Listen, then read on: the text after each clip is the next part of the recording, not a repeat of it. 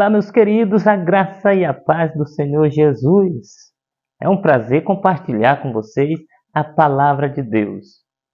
Você conhece a parábola dos talentos, contada por Jesus em Mateus capítulo 25?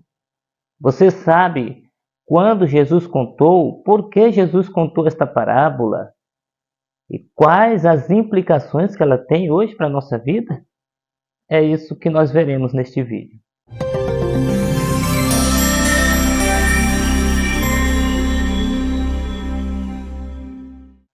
Em Mateus capítulo 25, a partir do versículo 14 até o versículo 30, Jesus contou aquela que nós conhecemos como a parábola dos talentos.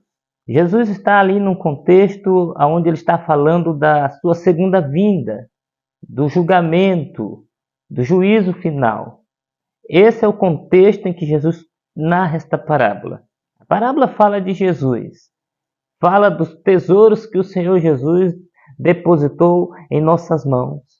Também fala sobre a nossa responsabilidade com relação aos tesouros colocados em nossas mãos e a prestação de contas que nós faremos com o nosso Senhor. Veja o que o texto bíblico nos diz. Pois será como um homem que, ausentando-se do país, chamou os seus servos e lhe confiou os seus bens. Notem que está em destaque aí a expressão ausentando-se, porque se refere ao Senhor Jesus voltando para o seu Pai. Logo na sequência, veja que ele chamou os seus servos e lhe confiou os seus bens. Eu e você, servos do Senhor Jesus, temos em nossas mãos tesouros dados pelo próprio Senhor. Alguns são tesouros materiais, e esses tesouros materiais devem ser empregados a serviço do reino de Deus. Ele nos dá para que a gente administre, e administre da melhor maneira, de forma que glorifique o seu nome. Mas não apenas tesouros materiais, também nós entendemos que a parábola trata de tesouros espirituais, tais como a palavra de Deus. A palavra de Deus é um tesouro em nossas mãos e nós precisamos trabalhá-la para que ela alcance milhares e milhares de vidas.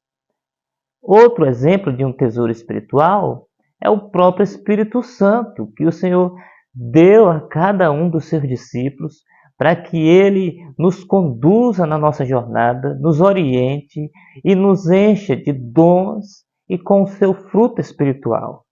Os dons espirituais é a capacidade que o Espírito Santo nos dá de desenvolver o nosso ministério com excelência para a glória de Cristo. O fruto do Espírito é ele moldando o nosso caráter para que nós sejamos parecidos com o Senhor Jesus. Então, esse é o primeiro ponto. O Senhor voltou para o Pai, mas ele não nos deixou desamparados. Ele nos deu os seus tesouros para que nós estejamos abastecidos e possamos trabalhar para a sua glória. Mas veja que o texto continua dizendo: a um deu 5 talentos, a outro 2 e outro 1, cada um segundo a sua própria capacidade, e então partiu.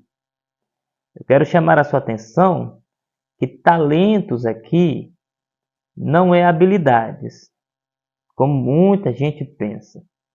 Talentos aqui é uma linguagem comercial. Um talento é equivalente a cerca de 35 quilos, sendo ele de ouro, de prata ou de bronze. Então notem que cada um desses servos recebeu uma fortuna, mas eu quero chamar a sua atenção que essa distribuição dos talentos, do tesouro de Deus em nossas mãos, não é dada por meio de afinidade. Ele não deu 5 talentos a um porque amava mais aquele e deu 1 talento ao outro porque o desprezava. Não é essa a maneira dele distribuir. Ele distribui conforme a capacidade. É o que está no texto, conforme a capacidade de cada um. Depois que Jesus partiu e deixou seus tesouros em nossas mãos, ele conta na parábola aquilo que cada um faz com os tesouros que ele depositou em nossas mãos. O que recebera 5 talentos, saiu imediatamente a negociar com eles e ganhou outros 5. Do mesmo modo, o que recebera 2, ganhou outros 2. Mas o que recebera 1, saindo, abriu uma cova e escondendo o dinheiro do seu senhor. O que recebera 5 talentos, perceba que ele foi ativo, ele trabalhou com zelo, com afinco, e logo prosperou para a glória de Deus. Do mesmo modo, o que recebeu 2 talentos, ele trabalhou de maneira firme, dura, e também multiplicou os tesouros do seu Senhor. Isso fala muito com relação às oportunidades que Deus nos dá. Quando nós precisamos abraçar as oportunidades, nos empenhar naquilo que Deus está nos proporcionando, para que nós possamos produzir para a glória dele. Mas, do outro lado, existia um servo negligente. Ele cavou uma cova e enterrou o dinheiro do seu senhor. Ele não trabalhou, ele não se esforçou, ele não teve zelo, ele foi negligente. E por isso o dinheiro na mão dele não rendeu. Por isso os bens do seu senhor não multiplicaram. Porque crescimento é fruto do trabalho, não é fruto da omissão, não é fruto da preguiça. Crescimento é fruto do trabalho. Nós precisamos entender claramente isso. Veja que cada um teve a oportunidade dada pelo seu Senhor, teve recursos dados pelo seu Senhor e teve tempo para trabalhar os recursos dados pelo seu Senhor. 2 trabalhou e 1 não. E aí o Senhor Jesus trata na parábola sobre a volta do Senhor e a prestação de contas. Vejamos então o que diz a palavra. Depois de muito tempo, voltou o Senhor daqueles servos e ajustou contas com eles. O nosso Senhor, que foi para o céu, voltará. E ele cobrará de nossas mãos o trabalho. Ele cobrará de nossas mãos o fruto para a sua glória. Mas, sendo ele justo, ele não cobrará de você aquilo que ele não lhe entregou. É claro que ele não esperava receber 10 talentos daquele que ele tinha dado apenas 1. Ele esperava apenas que ele tivesse trabalhado, que ele tivesse gerado, frutificado. O Senhor não cobrará aquilo que ele não nos entregou, mas aquilo que ele nos entregou, ele pedirá contas. Quais as lições práticas que nós podemos aprender com esta parábola? O que o Senhor Jesus estava falando nesta parábola? O que ela significa para mim e para você? Em primeiro lugar, essa palavra mostra que existem servos que aproveitam a oportunidade dada pelo seu Senhor. Em segundo lugar, essa parábola mostra que os servos que trabalham com fidelidade serão elogiados pelo seu Senhor, pois ele disse: muito bem, servo bom e fiel, tanto para aquele que multiplicou os 5 talentos, como para aquele que multiplicou os 2. Para ambos, o Senhor Jesus disse: muito bem, servo bom e fiel. Esta parábola nos mostra também que existem servos que enterram a oportunidade dada pelo seu Senhor. É o caso daquele que recebeu um talento, que enterrou. Foi uma oportunidade que ele deixou passar. Ele tinha tudo para frutificar no reino de Deus, mas ele se acovardou.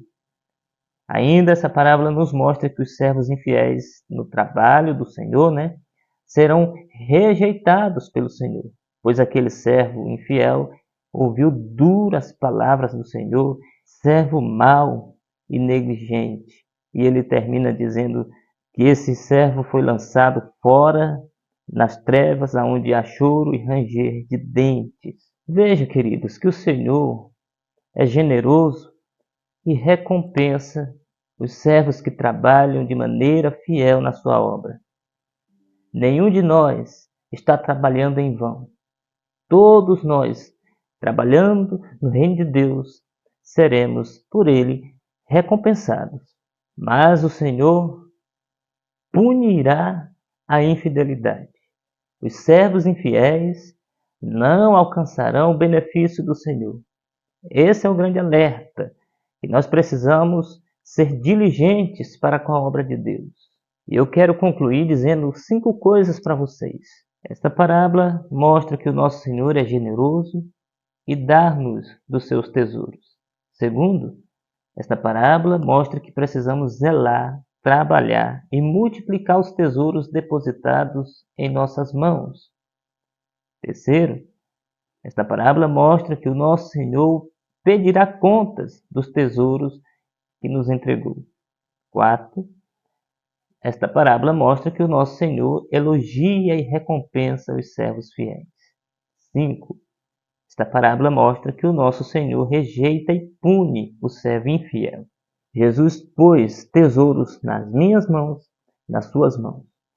O que nós temos feito com eles? Quer sejam eles materiais ou espirituais, é tudo para a glória dele.